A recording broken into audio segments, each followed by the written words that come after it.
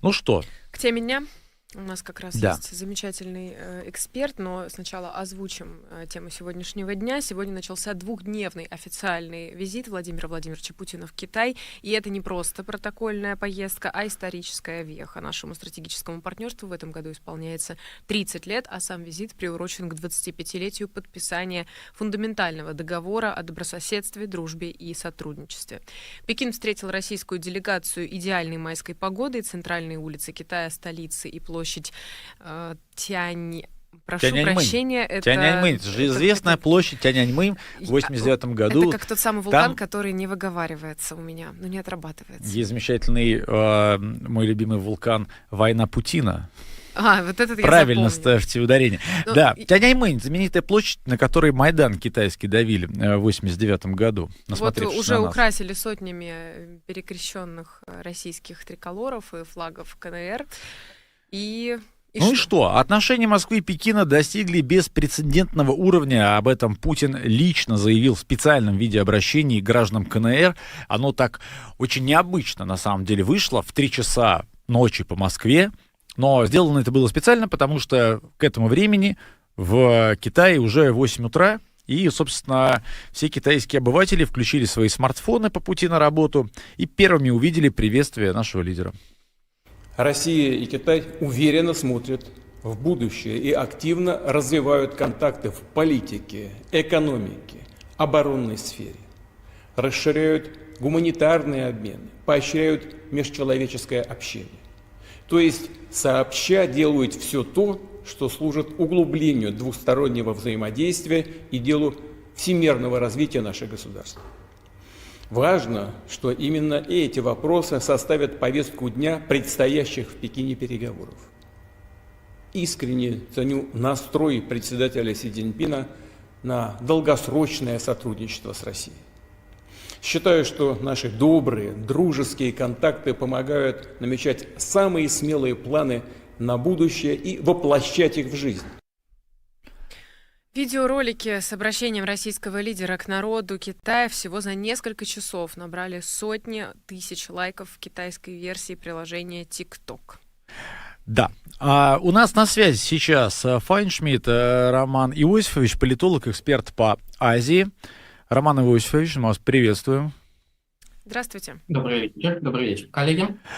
Смотрите, вместе с Путиным отправилась очень большая делегация. Честно говоря, я даже как-то и не вспомню, когда такое количество народу министерского с Путиным куда-то отправлялось. Там и Мантуров, и Новак, и Голикова, и Чернышенко, и Сечин даже с Набиуллиной, собственно. Естественно, Сергей Лавров.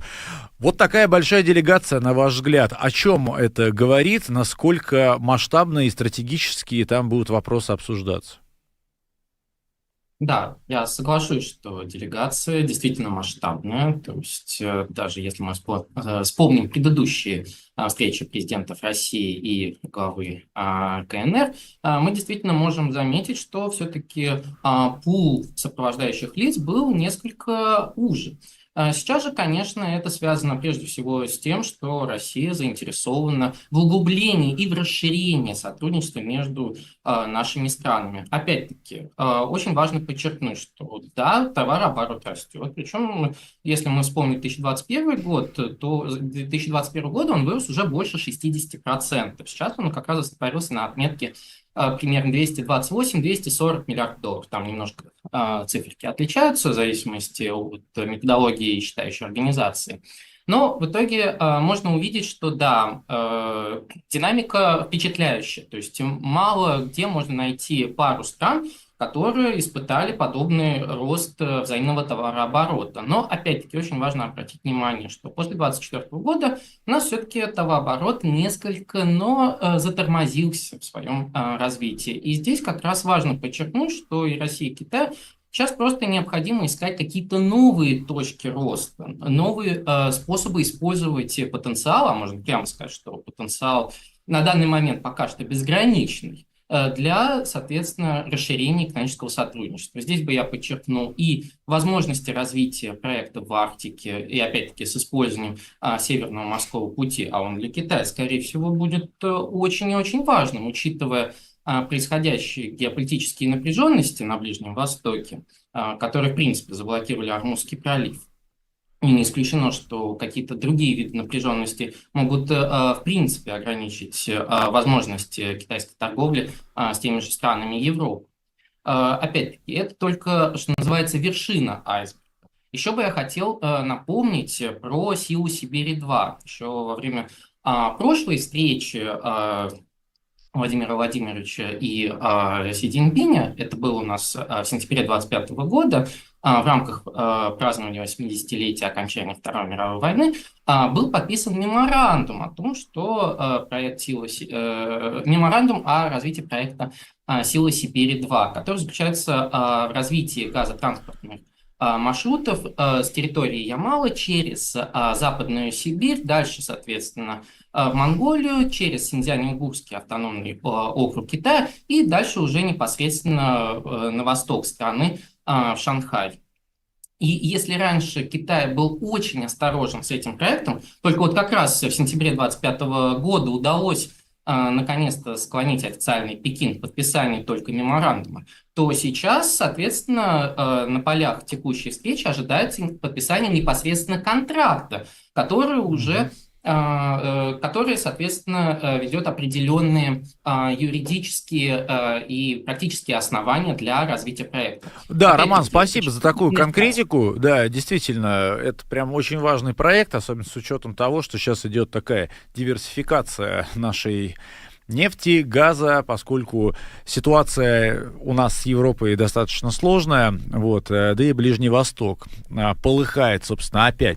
Ну вот, естественно, всех интересует и формат встречи тет-а-тет между Путиным и Си Цзиньпинем, тем более, что до этого приезжал Дональд Трамп к нему Позволь, в гости. я вклинюсь и вот как раз комментарий Давай. процитирую. Наши зрители уже пишут, что Трамп сказал, что Си как принудит Путина все сделать, как ему нужно. Вот это будет победа Трампа. Ну и я понимаю, что ты к этому и ведешь. Действительно, просто твиты того же Трампа и особенно интерпретации его встречи в американской прессе, конечно, наводят, призваны, точнее, наводить на мысли, что что-то там будет касаться Украины, их диалог. Как вы считаете, имеют ли место вообще такие измышления, или у вас есть какой-то другой взгляд на текущую встречу? Один вопрос и очень много плоскостей. Конечно. С еще и господина Дональда Трампа, к твитам которого нужно относиться с максимальной осторожностью, а уж тем более к интерпретации этих самых твитов, потому что один день они звучат одним образом, на следующий день они звучат уже немножечко иным образом. И здесь, конечно же, нужно проявлять максимальную осторожность. Но давайте все-таки... Я думаю, там дело в препаратах. Одни седативные, другие несколько... Тима. Да. Ладно, продолжайте. Да, главное к Илону Маску не обращаться, а то там препараты могут оказаться очень небезопасные. Что запрещенные. Мы, кстати, увидели. Да. Запрещенные, правильно. Это было максимально очевидно на полях саммита Трампа и Си. Илон Маск просто стал мемом в запрещенных сетях и в ТикТоке, просто благодаря своему поведению, по которому было видно, что ему не просто живется. Давайте так аккуратненько. Трезво, да. Ну так, хорошо, возвращаясь к диалогу, который состоится вскоре между Путиным и Си, что думаете? Да, опять-таки, если мы хотим затронуть российско-украинскую проблематику, то я подозреваю, что этот вопрос будет в максимальной степени обогнут, поскольку сейчас все-таки разговаривать практически не о чем. Опять-таки, у России есть, соответственно, свой трек в рамках переговорного процесса. Китай старается занимать нейтрально дистанцированную позицию. Да, Китай говорит о том, что этот конфликт должен быть как-то разрешен, но он должен быть разрешен непосредственно с учетом интересов России, а как мы с вами помним, уже такая формулировка вызывает некоторое неодобрение или, скажем, прямо неприязнь со стороны так называемого коллективного Запада.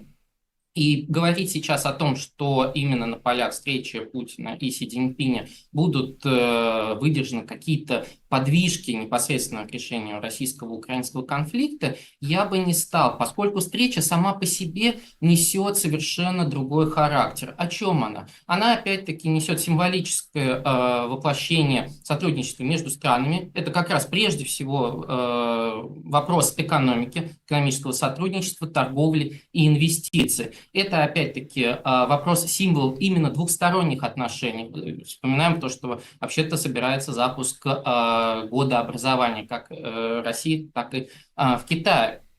Это второй аспект. Ну и третий момент, который, скорее всего, будет очень активно обсуждаться в рамках чаепития, это, конечно же, геополитическая обстановка, а она сейчас в большей степени касается не восточно-украинского геополитического трека, а непосредственно Ближнего Востока, где у нас сейчас как раз и происходят основные действия. И в любой момент конфликт может возобновиться. И здесь как раз вопросы такие, как Китай и Россия должны способствовать поддержке Ирана. Это первый вопрос. Второй вопрос. Как Китай и Россия смогут способствовать восстановлению Ирана после окончания конфликта США с Израилем, ну и также с другими странами, вовлеченными в этот самый конфликт.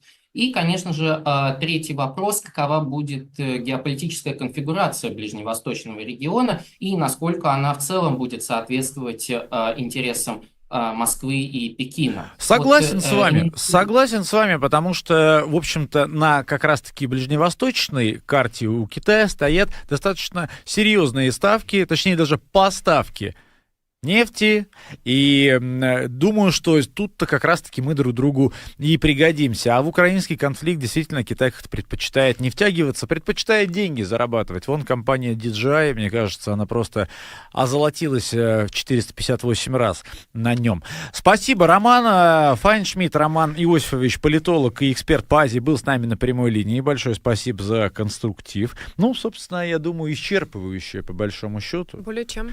Да. Более чем. Что, давайте дальше. Тогда. Поехали дальше.